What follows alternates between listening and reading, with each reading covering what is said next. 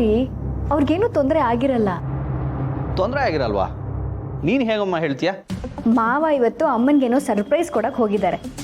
ನಾನು phone switch off ಮಾಡ್ತೀನಿ, ಯಾರು ಡಿಸ್ಟರ್ಬ್ ಮಾಡಬೇಡಿ ಅಂತ ಮೆಸೇಜ್ ಮಾಡಿದ್ದಾರೆ ನೋಡಿ.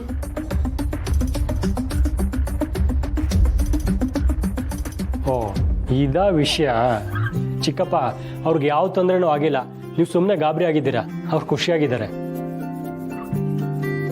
ಫೋನ್ ಮಾಡಿದ್ರೆ ಡಿಸ್ಟರ್ಬ್ ಆಗತ್ತೆ ಅಂದ್ಕೊಂಡಿರೋರು ನಾವೇನಾದರೂ ಹೋದರೆ ಹೊಡೆದೋಡ್ಸ್ತಾರಷ್ಟೇ. ಅಭಿ, ಆದರೂ ಏನಿಲ್ಲ ಚಿಕ್ಕಪ್ಪ, ಆರಾಮಾಗಿರಿ. ಈ ರಾತ್ರಿ ಬೀಳೋ ಕನಸುಗಳ ಬಗ್ಗೆ ಜಾಸ್ತಿ ತಲೆ ಕೆಡ್ಸ್ಕೋಬೇಡಿ. ಈ ಬೀಳೋ ಕನಸುಗಳೆಲ್ಲ ನಿಜ ಆಗಲ್ಲ. ಅಷ್ಟಕ್ಕೂ ಅಪ್ಪ ಅಮ್ಮನಿಗೂ ಏನು ತೊಂದರೆ ಆಗಕ್ಕೆ ಸಾಧ್ಯ? ಅವ್ರಿಗೂ ಪ್ರಿವಸಿ ಬೇಕು. ಖುಷಿ ಖುಷಿಯಾಗಿ ಹೋಗಿ ಬರ್ತಾರೆ ಬಿಡಿ.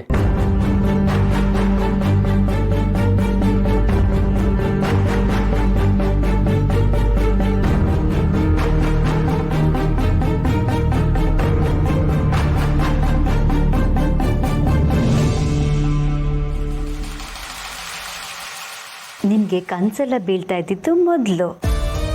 ಹುಷಾರಾಗಿದ್ದೀರಾ ನೀವು, ಟೆನ್ಷನ್ ಮಾಡ್ಕೋಬೇಡಿ.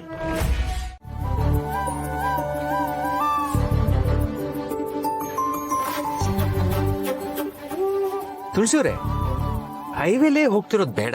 ಗಾಡಿನ ಸರ್ವಿಸ್ ರೋಡಿಗೆ ತಗೊಳ್ಳಿ. ಹಳ್ಳಿಗಳ ಮಧ್ಯೆ ಹೊಲ ಗದ್ದೆಗಳನ್ನ ನೋಡ್ಕೊಂಡು ಹೋಗೋಣ. ಸರಿ, ಹಾಗೆ ಮಾಡೋಣ. ಈ ಹೈವೇಲ್ ಹೋದ್ರೆ ನಾವ್ ಹೇಗ್ ಹೋದ್ವಿ ಅನ್ನೋದೇ ಗೊತ್ತಾಗಲ್ಲ. ನಮಗ್ ನಾವ್ ತಲುಪಬೇಕಾಗಿರೋ ಗುರಿ ಎಷ್ಟು ಮುಖ್ಯನೋ, ಹೋಗ್ಬೇಕಾಗಿರೋ ದಾರಿಲಿ ಖುಷಿಯಾಗಿ ಪ್ರಯಾಣ ಮಾಡೋದು ಅಷ್ಟೇ ಮುಖ್ಯ. ಕರೆಕ್ಟ್ ಆಗಿ ಹೇಳಿದ್ರಿ. ನಾವು ಗುರಿ ಮುಟ್ಟಿದ್ರೆ ಆ ಕ್ಷಣಕ್ಕೆ ಮಾತ್ರ ಖುಷಿ ಪಡ್ತೀವಿ. ಆದ್ರೆ ಪ್ರಯಾಣನೇ ಎಂಜಾಯ್ ಮಾಡ್ಕೊಂಡು ಹೋದ್ರೆ ನಾವು ಹೋಗೋವರೆಗೂ ಖುಷಿಯಾಗೇ ಇರ್ತೀವಿ.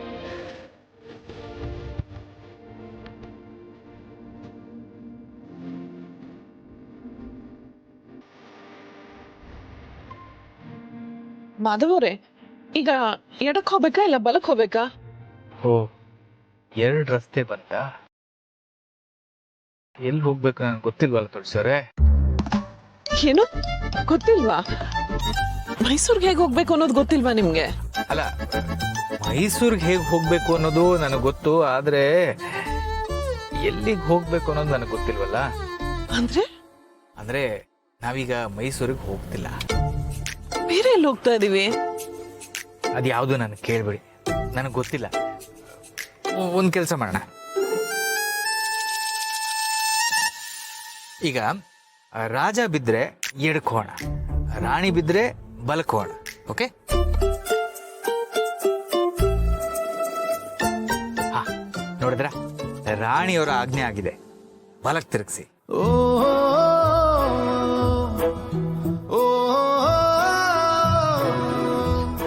ನೀವ್ ಹೀಗ್ ನನ್ನನ್ ಕರ್ಕೊಂಡ್ ಬಂದಿರೋದು ವಿಚಿತ್ರವಾಗಿದೆ, ಆದ್ರೂ ಒಂಥರ ಖುಷಿ ಆಗ್ತಾ ಇದೆ. ನನ್ಗೂ ಚಿಕ್ಕ ವಯಸ್ಸಲ್ಲಿ ಹೀಗೆಲ್ಲ ಅನ್ನಿಸ್ತಾ ಇತ್ತು. ಗುರಿನೇ ಇಲ್ದೆ ಸಿಕ್ಕಿದ ದಾರಿಲಿ ಹೀಗೆ ಸಾಕ್ತಾ ಇರ್ಬೇಕು ಅಂತ. ಇಷ್ಟ ಆದವ್ರ ಜೊತೆಲಿದ್ದಾಗ ಎಷ್ಟು ದೂರ ಆದ್ರೂ ಸರಿ ಹೋಗ್ತಾ ಇರ್ಬೇಕು ಅಂತ ಕನ್ಸೆಲ್ಲ ಕಂಡಿದ್ದೆ. ನಿಮ್ಮ ಕನಸನ್ನ ನನಸು ಮಾಡೋದೇ ನನ್ನ ಗುರಿ. ಇನ್ನೇನಿದ್ರು ಈ ಪ್ರಯಾಣ ನಿಮ್ಮ ಕನಸುಗಳ ಜೊತೆ ಇರುತ್ತೆ ತುಳಸಿಯವರೇ. ಆ ಕನ್ಸು ಈಗ ನನ್ಸಾಗ್ತಾ ಇದೆ. ಹೌದಾ?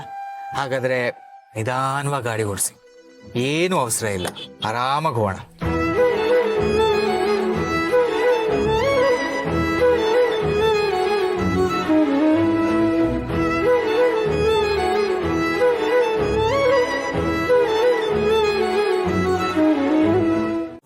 ಅದಕ್ಕೆ ಅಣ್ಣಂದು ಫೋನ್ ಯಾಕೆ ಸ್ವಿಚ್ ಆಫ್ ಬರ್ತಿದೆ? ಮತ್ತೆ ನಮ್ಮ ಅಣ್ಣ ಅದಕ್ಕೆ ನಾನು ಟಾರ್ಗೆಟ್ ಮಾಡ್ತಾ ಇದೀಯಾ? ಅವ್ರಿಗೆ ಏನಾದರೂ ಆದರೆ ನಿನ್ನ ಕೊಂದೇ ಬಿಡ್ತೀನಿ.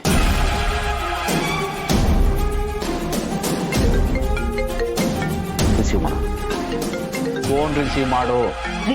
ನನ್ನ ಮಾತು ಕೇಳಿ. ರಿಸೀವ್ ಮಾಡಿ ಲೌಡ್ ಸ್ಪೀಕರ್ ಆನ್ ಮಾಡು.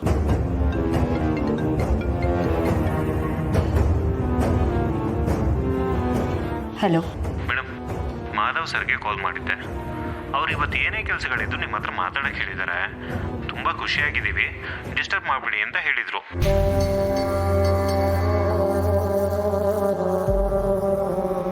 ಸರಿ, ಆಫೀಸ್ ಕೆಲಸಗಳು ಏನೇ ಇದ್ರು ನನಗೆ ಕಾಲ್ ಮಾಡಿ.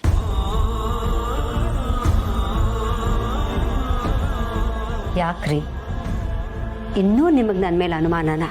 ನಾನು ಸಾಯೋವರೆಗುನ ಅಥವಾ ನಿಮ್ಮ ಅಣ್ಣ ಅದಕ್ಕೆ ಬದುಕಿರೋವರೆಗುನ? ಶಾರ್ವರಿ, ಇಲ್ಲ, ನಿಮಗೆ ನನ್ನ ಮೇಲೆ ನಂಬಿಕೆ ಬರಲ್ಲ. ನನ್ನ ಮೇಲೆ ನಿಮಗೆ ನಂಬಿಕೆ ಬರಬೇಕು ಅಂದರೆ ನಾನು ಏನು ಮಾಡಬೇಕು? ನಮ್ಮ ಮಗಳಿಗೆ ಮದುವೆ ಮಾಡಬೇಕು ಅಂದ್ಕೊಂಡಿದ್ದೀವಿ. ಅವಳನ್ನ ಖುಷಿಯಿಂದ ಗಂಡನ ಮನೆಗೆ ಕಳಿಸ್ಕೊಡ್ಬೇಕು. ಮನೆಯಲ್ಲಿ ಮದುವೆ ಸಂಭ್ರಮ ಇರಬೇಕು.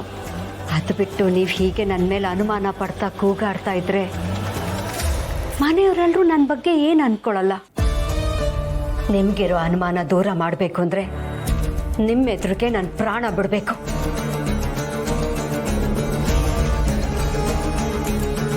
ಶಾರ್ವರಿ,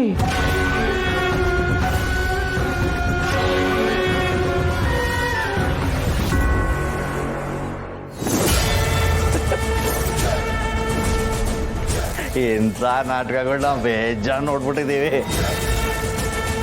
ಕಂಡೋರ್ ಪ್ರಾಣ ತೆಗಿಯೋರಿಗೆ ತಮ್ಮ ಪ್ರಾಣನ ತಾವೇ ತೆಕ್ಕೊಳ್ಳೋ ಅಷ್ಟು ಧೈರ್ಯ ಇರೋದಿಲ್ಲ.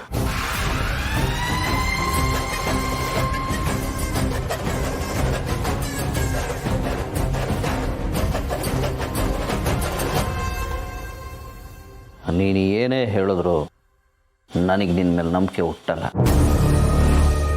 ಅಣ್ಣ ಅದಕ್ಕೆ ಅಂದರೆ ನನಗೆ ಜೀವ.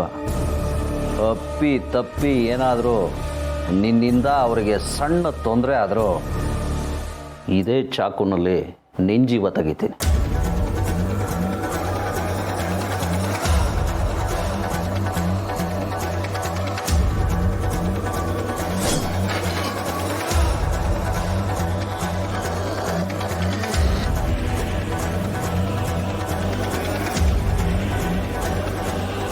ಹಲೋ.